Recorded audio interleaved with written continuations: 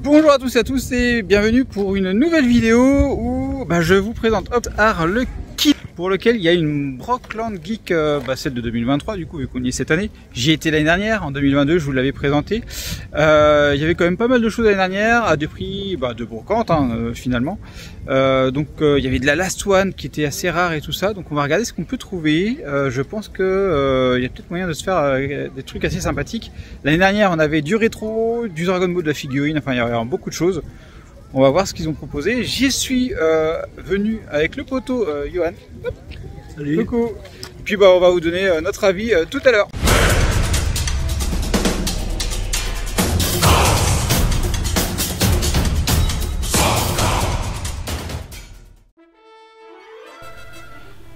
Du coup, la Brockland Geek de 2023, on est accueilli déjà par les petits billets dorés. Ils sont assez sympas, vous savez, ce genre de choses là. Il y avait différents stands aussi. Donc là, on avait des sacs avec des lots dedans. Donc voilà. Et ensuite, il y avait au tout début pas mal de cartes Yu-Gi-Oh, de cartes Pokémon. Ça squattait, j'ai pas pu vous prendre de vidéo parce que là, ça squattait vraiment dur le stand. Donc j'ai zappé cette partie-là parce que même en revenant plus tard, en fait, c'est juste pas possible. C'est juste pas possible de faire quelque chose pour filmer ça. Donc là, les packs Pokémon, voilà. Et il y a du Star Wars, il y avait du petit diorama, donc là j'ai pensé au poteau Carpath là-dessus. Il y avait un petit diorama ici, et je trouvais ça quand même assez sympathique, ça mettait bien en valeur les figurines, franchement, tu mets tes figurines sur un petit diorama de ce genre là, franchement c'est super top, c'est super top.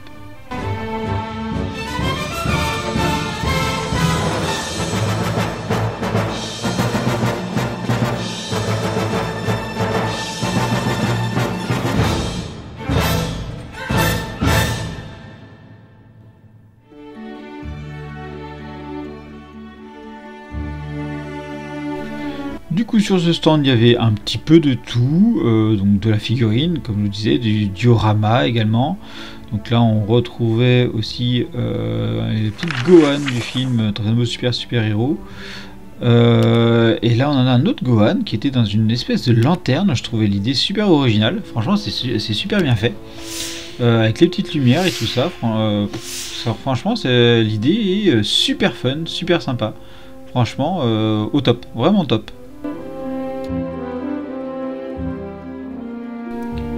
Différentes licences, voilà, du One Piece, on pouvait même en trouver du Star Wars, là, hop, là, regardez le petit R2D2, là, très sympathique, et il semblait être télécommandé, avec la petite télécommande juste en bas. Voilà, franchement, c'était très sympathique, un petit Marvel, enfin, un petit Spider-Man, du coup.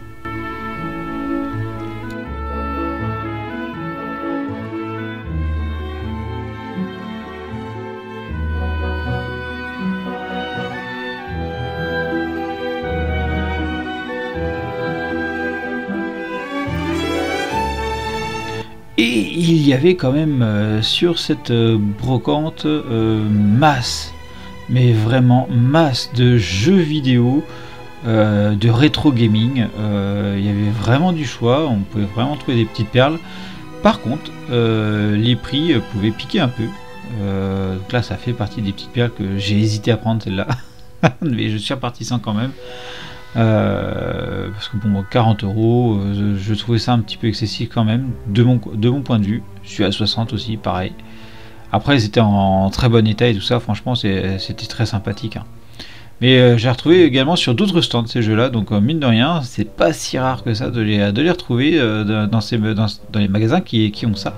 Donc du coup de la Super NES, de la Game Boy, de la Game Boy Advance, il y aura même sur la suite de la vidéo pour toutes les licences, Street of Rage 2, mais ça j'ai passé masse de temps dessus.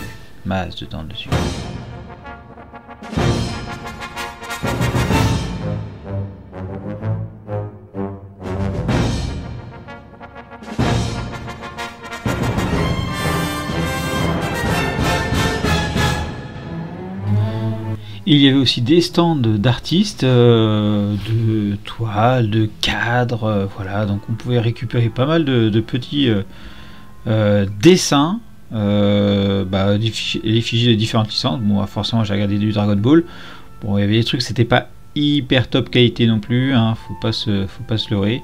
Mais ça trouvait son public et ça pouvait être assez sympa de repartir avec une petite affiche. Franchement, c'était assez sympa. Ouais.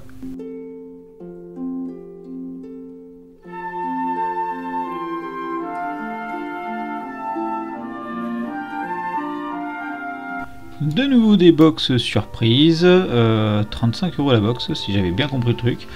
Bon, franchement c'est pas le genre de choses que j'ai pris. Pareil, un cadre avec 3 billets pour 10 €. Bon, voilà, c'était pas le style de choses qui me plaisait, donc voilà. Mais bon, c'est quand même assez sympa de voir ça. Et du coup les petits billets dorés, Chevalier du Zodiac de ce que j'ai pu voir, et autres licences aussi, mais là j'en avais pas trouvé de Dragon Ball sur celui-là.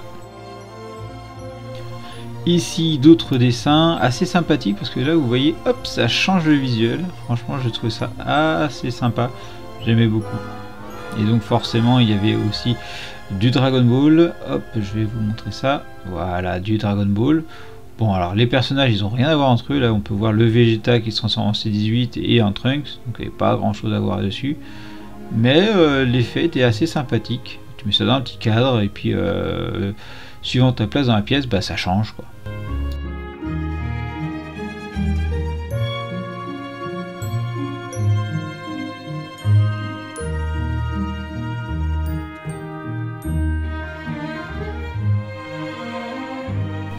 Comme je vous disais, différents univers, donc différents, voilà, du Betty Boop, du Captain Flamme, un petit peu plus métal.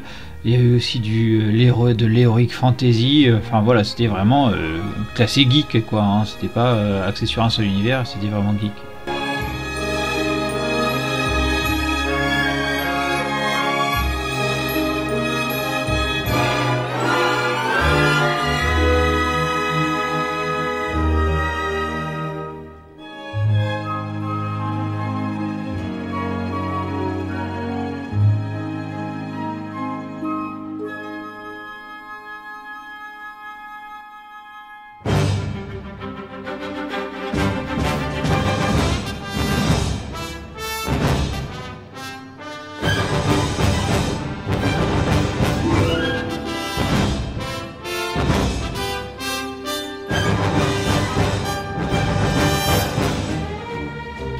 De la figurine également, un petit peu partout sur les rayons, entre pas mal de rétro gaming. Donc voilà, ça permettait un petit peu de regarder, voir s'il y avait des affaires à faire.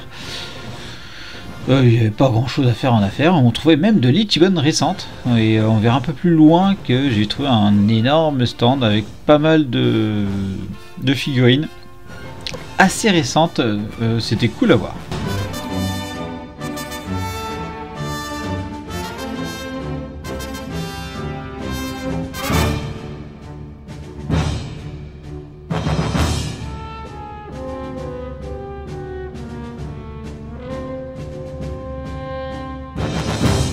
Le DJ Hero quoi, ça m'a rappelé la licence Guitar Hero que j'avais vraiment adoré comme licence. On avait passé vraiment beaucoup de temps avec ma femme sur ce jeu là, et il y a aussi différentes consoles que vous pouvez voir, différents jeux, différentes périodes de tout ça. Très cool à voir, très cool à voir, et on a essayé de trouver des petits trésors aussi, pas évident. Bon, forcément, il y a des petites babioles aussi. Bon, dès qu'il y avait du Dragon Ball, on m'appelait papa, viens voir, il y a du Dragon Ball. Donc, on allait voir.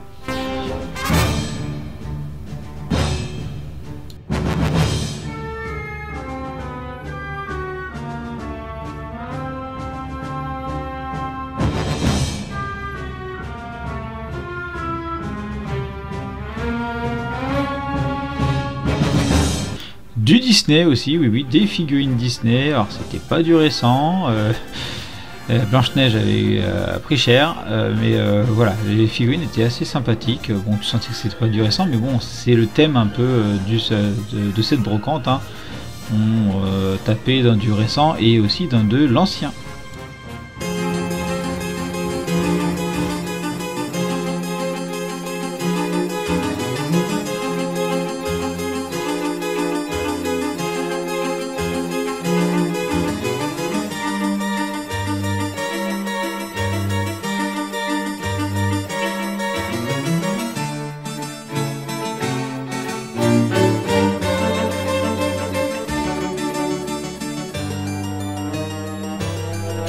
des petits stands de répliques, de reproduction d'armes, d'épées, de couteaux, enfin c'est toujours classe, ça fait vraiment plaisir.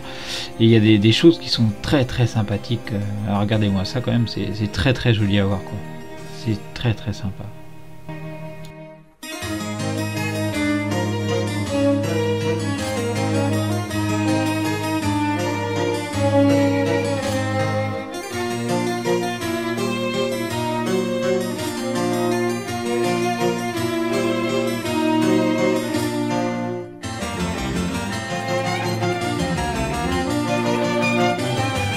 Le couteau de John Rambo quoi, avec la boussole intégrée dans le manche quoi, c'était juste énorme quand j'ai vu.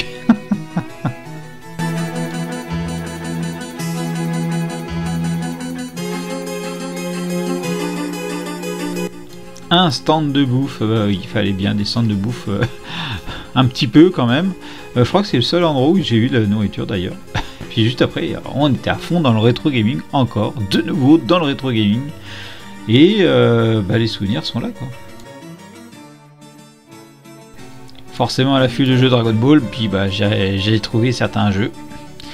Les prix piquent, les cotes piquent sur ces jeux là franchement.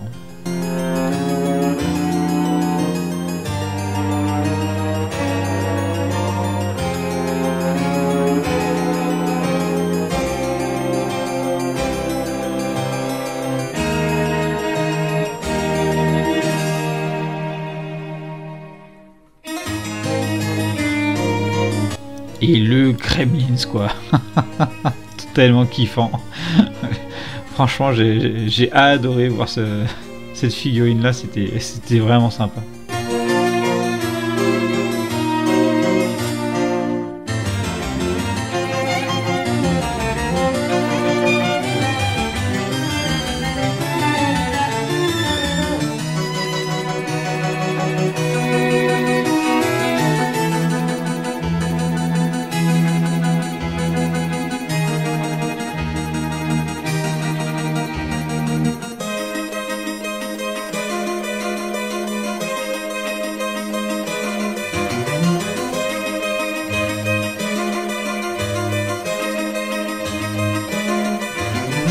Et encore du rétro gaming, alors la Game Boy Advance, il y avait vraiment beaucoup de parties jeux vidéo.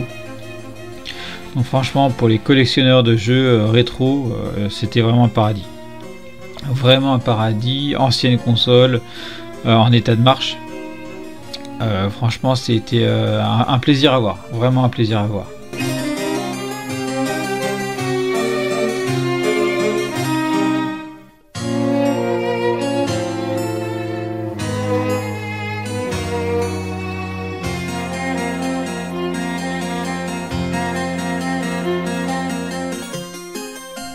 Et entre deux jeux, de la figurine forcément.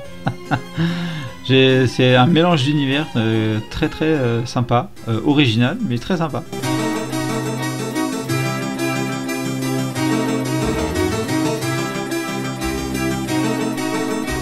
Alors ici, je crois bien que c'était le seul endroit où j'ai trouvé de la WCF. Et en plus il y avait du Disney dans cette WCF, donc c'était assez sympa. Original. Bon, j'ai pas trouvé de WCF qui aurait pu plaire à mesdames, mais voilà, c'était sympa à voir. Et puis alors là, on voyait du Pet Shop. Alors là, putain, ça m'a remonté en arrière aussi, là, c'est pareil. Et de la figurine récente, hein, comme je disais, hein, celle du film avec les Gamma 1, Gamma 2, les Piccolo du film, les Sangohan. Enfin voilà, il y avait du choix.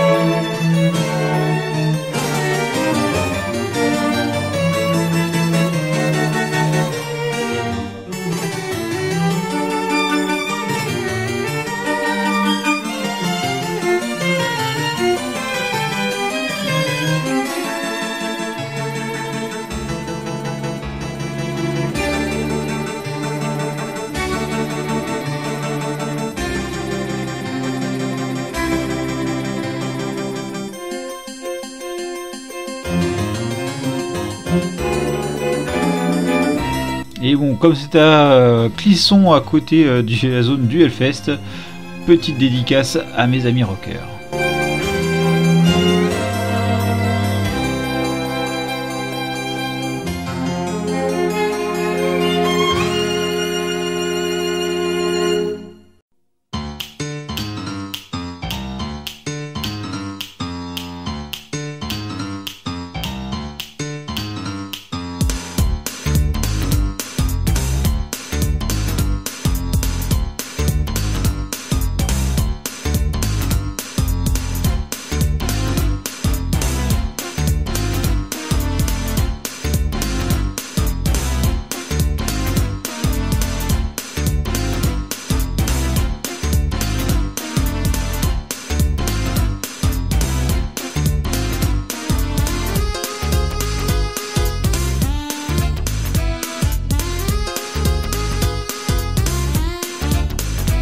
Et hop, un petit Budokai qui traîne par là. C'est bientôt d'actualité tout ça, c'est cool, ça fait plaisir. Enfin, c'est même d'actualité, hein. On en a parlé récemment sur la chaîne.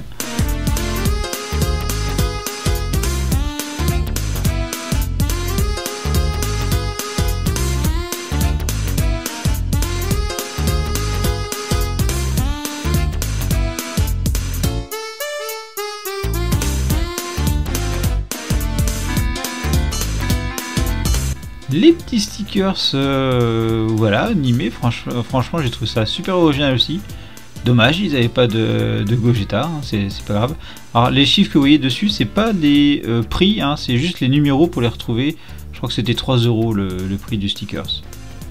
Et le petit coin peluche avec les bisounours. Oh là là, dessin animé de mon enfance, les bisounours.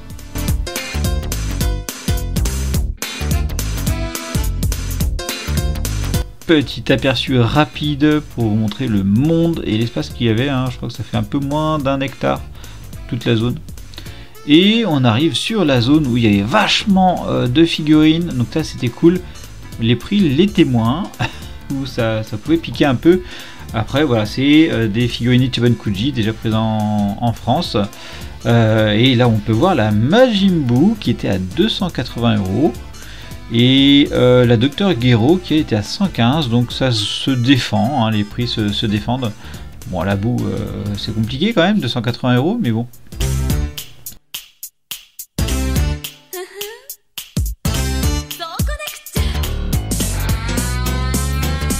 Cette Freezer à 75 €, mais elle est repeinte à la main et franchement, elle était très très sympathique, hein.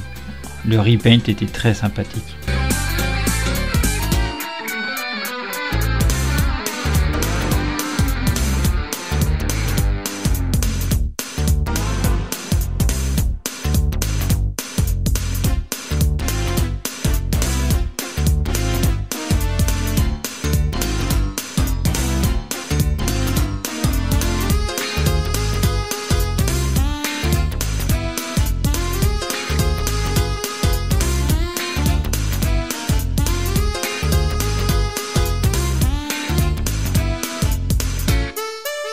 Et là, les figurines que ma fille voulait absolument prendre.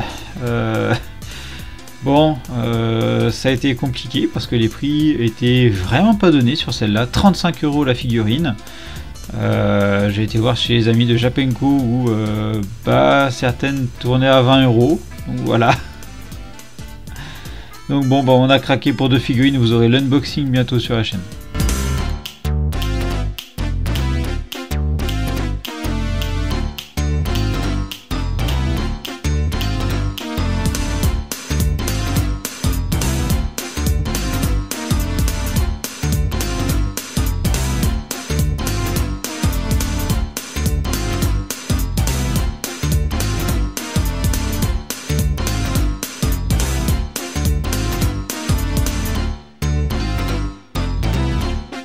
Là encore un stand où il y avait beaucoup de cartes Pokémon et diverses licences. C'est le seul endroit que j'ai pu filmer. Le reste c'était juste impossible de passer. J'arrivais juste pas à approcher des stands. Je voyais pas ce qu'ils proposaient, quoi. C'était assez fou de voir le monde sur ces stands là.